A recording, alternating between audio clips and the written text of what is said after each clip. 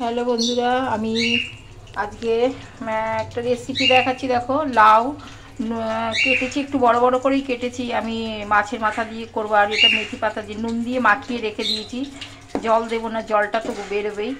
আর মাছের মাথাটা সবার লাস্টে দেবো।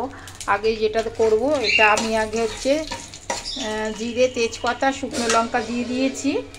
আর এটা এখন ঢেলে দিলাম। তো এটা ভালো করে কষাবো, কষিয়ে তারপর তোমার এটাও দিয়ে দিলাম। আদা, জিরে, শুকনো লঙ্কা, এই কাঁচা লঙ্কা। আর মিষ্টিটা লাস্টে দেবো, মিষ্টি কিন্তু এখন দিলে সেদ্ধ হবে না লাউ, ঠিক আছে?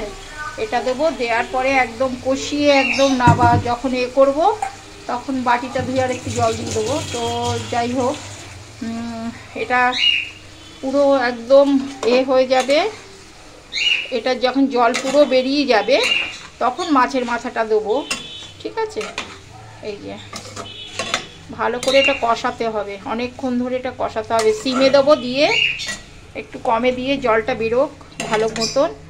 দেখো কত জল আর লাগে না, লাই তো এমনিই অনেক জল বেরোয়। তো আমি এটা দেব, দেওয়ার পর এটা একটু করার পর মাছের মাথাটা দেবো, এই একটু চিনি দেবো, দেওয়ার পর একটু মাছের মাথাটা দেবো, দেওয়ার পর এটা আদা জিরে বাটা আর ফোড়নের ওপর করছি, আর কিছু না। বাই বন্ধুরা।